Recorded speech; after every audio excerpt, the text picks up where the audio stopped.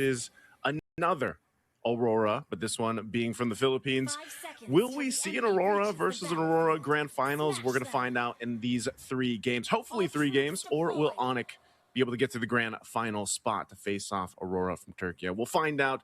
Now, one thing I will say, Rockhart, this lineup, these lineups across the board here, is pretty much what we've been seeing for the past maybe 3-4-ish months. And these are some of the most comfort, best picks for these players on both sides. I actually was going to say that. Like, this is so comfort. Like, did they even draft? Like, I think everyone just got exactly what they wanted. No questions asked. It feels like Onic is, I actually don't blame it. Our analysts are a little bit split on this one. Just because it feels like it's so good for either of them. It can go either way. Yeah, part of this is, I don't know, if you look at both and what we've seen throughout Games of the Future so far for 2025, it is a whole lot of roam impact, which has always been the case. So if you look at the teams that have had the most, and these are the teams that really is the roam pressure. Like roam, especially the Cho, for example, this is a key bowler, and he's got his Cho pick. We've seen him do this in many stacking roams, right? We go ahead and get those pickoffs.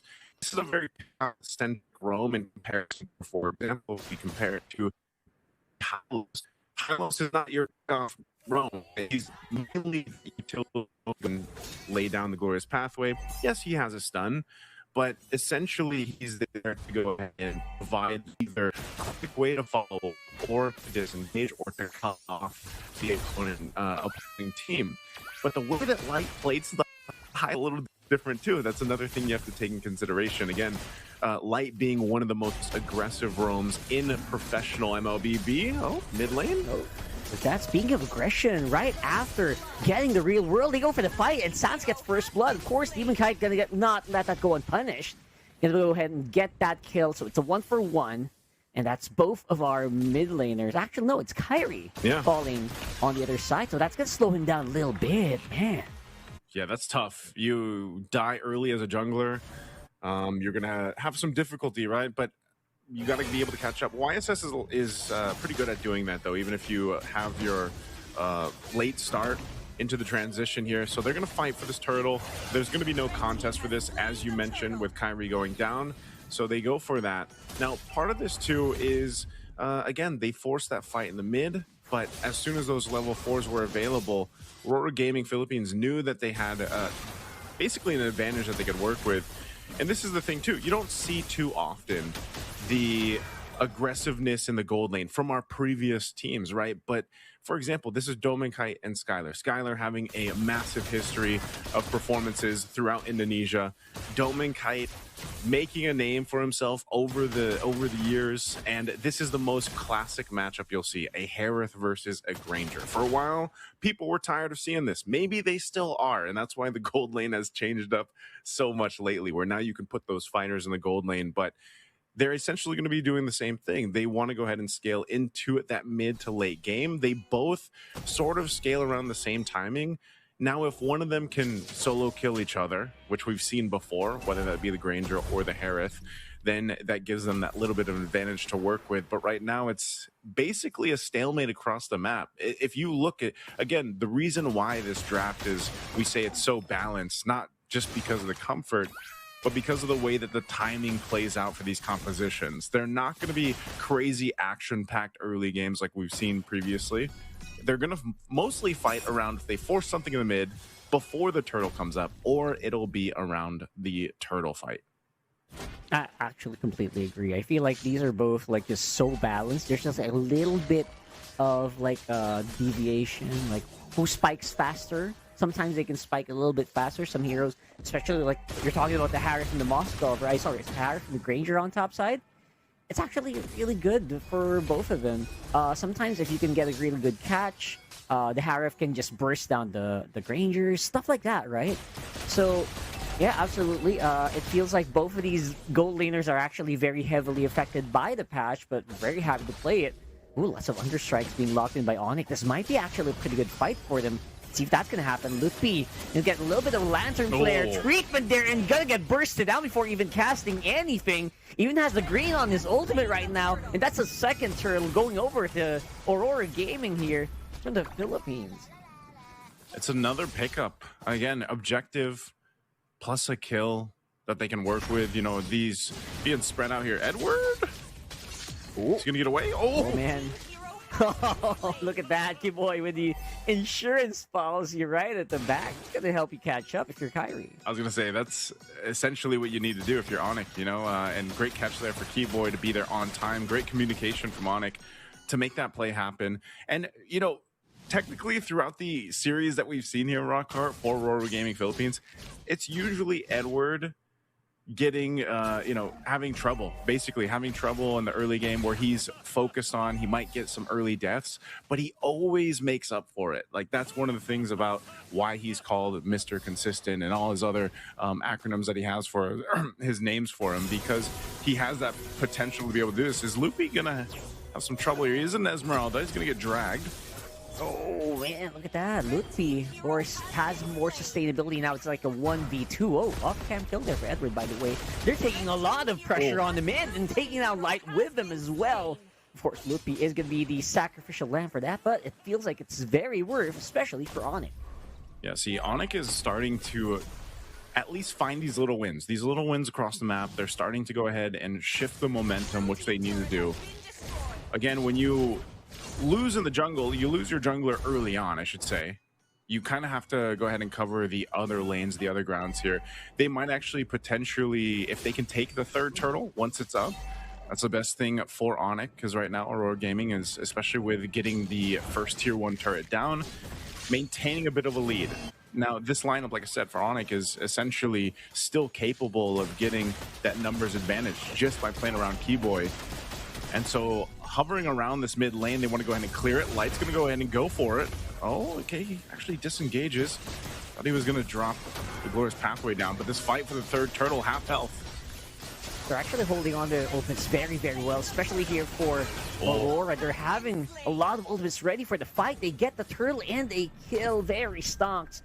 Aurora Gaming PH, that's 1.8k gold lead for them, and they're not done yet. Nice, so I think they want to keep on going for more. They don't forget they still have that Glorious Pathway. Decides to just play a bit more carefully after that. It's one of the things you can do. Again, it's positioning, right? Light was in the perfect position. He was right there in that bush. Didn't even really need to do too much. It's just the presence of that Hylos again and having that revitalize you. The difficult part for Onic and their lineup is actually dealing with that. I mean, at some point, Keyboy on the Cho, whether he's able to get a pick off or not, if he gets stunned and stopped in his tracks, you know, he can get low pretty quickly, or he has to burn the flicker. Lupi as well, man. Lupi 0-3. Your Esmeralda usually is the one that's kind of, they would say, you know, Esmeralda's kind of unkillable. She's tough to deal with. But when you have this kind of crowd control offered with this lineup from Aurora Gaming, and then that follow through with the amount of damage early game that a Lancelot provides you to an extent too, in the way the Keyboy. It's a free man knockup on the G Kundo. Actually, right close by is Sans. Gonna get lots of kills and some decent DPS despite obviously the Harif being there. They're gonna push back and we're gonna join the fight just a little bit. Lupi's actually quite low. I don't think Onic wants to go for this one, and they will not. So pretty good pickoffs happening here for Onic. But again, being traded almost instantly by Aurora that time.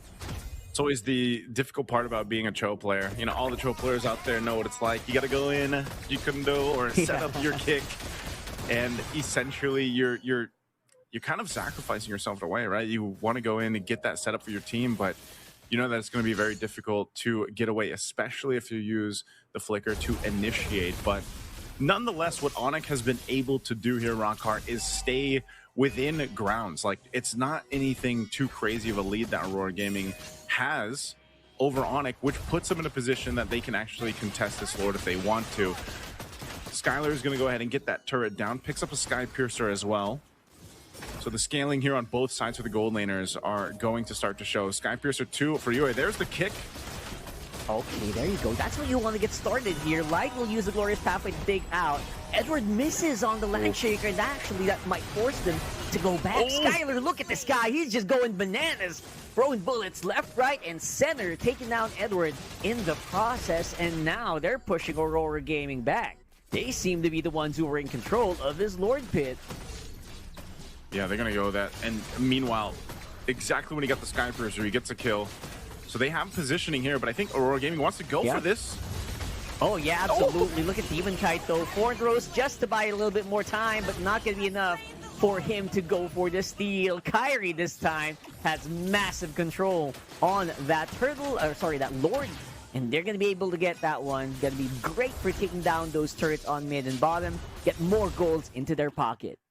That is the quickest I feel like I've seen a Lancelot get zoned in on it and taken out. I mean, it was more so of an attempt to like just go for it for Demon Kite to see if he could potentially get in the position to try to retribution steal that away. But Onic played that really, really well.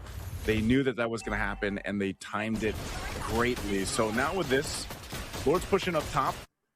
Onic will go ahead and continue to open up the map. They want to get this mid turret down. It's just a couple hits away, and Aurora Gaming are going to have to just give this one up as they prepare for the tier 2s. Keyboy giving information that Demon Kite was getting his orange. Now putting the pressure for the purple. They'll take that away. Now let's see. Aurora Gaming with their backs against the wall in this defense for now. They still got the holy shields and everything else. Still going to be fine, but this is where we have to start to see that time that they built up, and now that this favors for Onic, can Aurora Gaming get a team fight that they're looking for? So far, you see what's happening here, Rockhard. If Light is the one that gets kicked, it kind of messes things up a little bit. You know, you got to give props to Keyboy for being able to get that target acquisition down. Yeah. All they're going to get off this is some of those shield defenses being popped. The top one goes down. They still maintain the tier 2 turn in the mid. But again, for Keyboy, that's what is so admirable for the Chos that are able to pull that off. They get the right targets. That kick alone changes that cadence of the fight, and that's why they were able to win that last one that did break out. And this is start to be an increasingly more of a problem, especially for the Granger. You start getting stacks. Aurora Gaming has to take that into consideration, you know, and just so the team fights that have been breaking out. Looking at the items too, even though Lutby had a difficult time in the early game, you know, 3 early deaths, he's essentially tanky enough in a way, especially now that he's got the oracles and the enchanted talisman and he's got the ice shield, that he can actually take some of the damage. Yeah, he's actually a lot tankier just off those items. And so that's something they have to watch out for. Aurora Gaming, though, they'll be able to clear this out. Light dropping down the glorious pathway once again defensively. But you're seeing what's happening here, Rockhart. They're just kind of cut off from the rest of the map. That's true. I think that's a big point, right? Like, Light, despite being the tankiest member of Aurora Gaming, actually is not as tanky on his own as Lutby, right? Light needs that glorious pathway to regen the HP. You need that revitalize. So that's all like slowly just regenerating your health. You're not really like built like a rock or anything, right? So if you can catch that, if you can stop the regen before it happens, the Hylos are surprisingly squishy. Aren't you a Hylos main?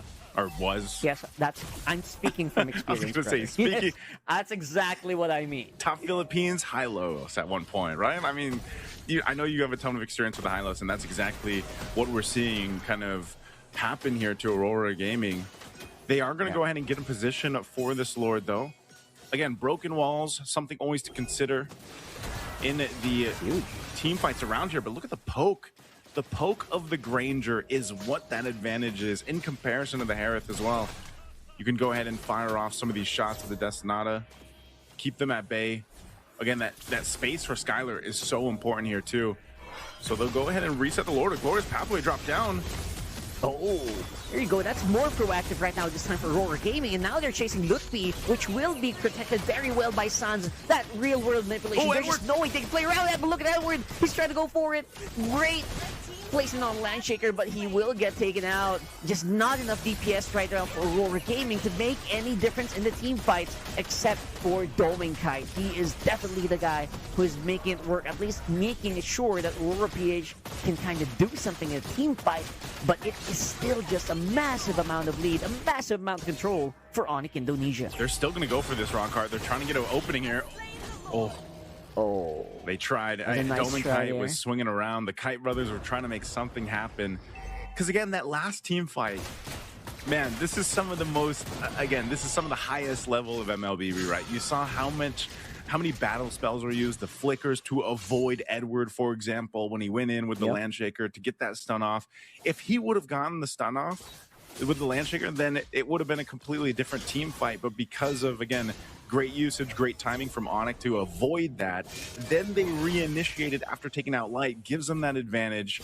So a whole lot of resources used up. The Lord's going to charge into this top base turret.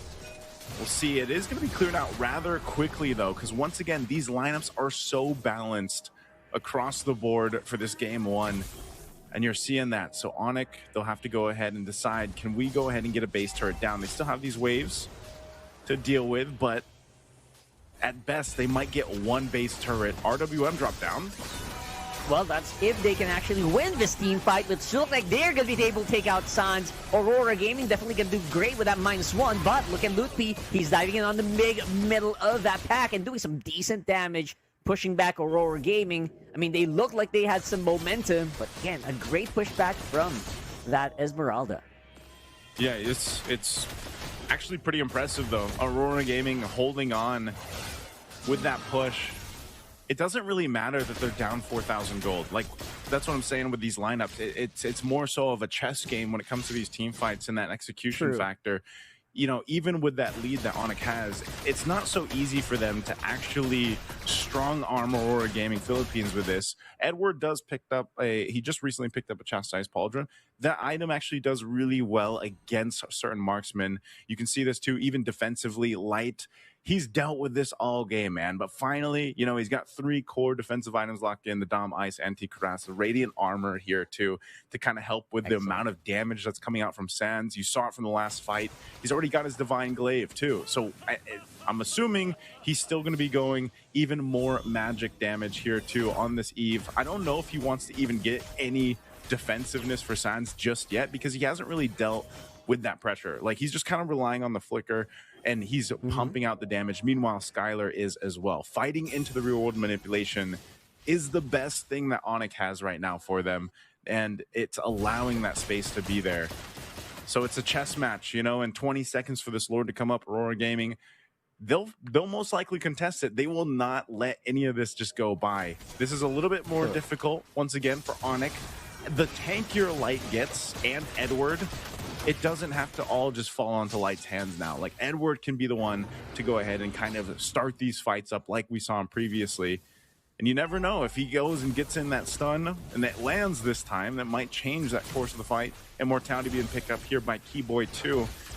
Once again, giving a little bit of that extra time that he might need to escape after setting up the Way of the Dragon, the kick. So this positioning is super important here. Neither team's probably going to fully commit to this unless they catch someone out. A beacon used, though, from Yue. So that not being available actually is very helpful for Onic, but the Lord evolves now at the 18-minute mark. Yeah, so a little difficult, a little difficult to take. So you're absolutely right. Again, it's all about whether or not Aurora can actually tank for real world. And as time is progressing, they actually might be able to. But here comes that big fight we're talking about. They're diving straight into the backline, and that's going to be the jungler for Aurora Gaming removed already. And now it's a 4v5, and they are going to have to make a run for the hills if they want to survive. And they're going to be able to take out Lutfi, but looks like all that's going to be left on the field is going to be Dom and Kai. It's 1v3. It's only a Harif. What are you going to do? You got a big wave on the middle, and I think that's exactly what Onic is just going to capitalize. No need to go for the Lord this time around. 24 seconds on the death timers at earliest. That feels like game. Onic winning that fight around the real world manipulation. Exactly what I was talking about would be the hard thing for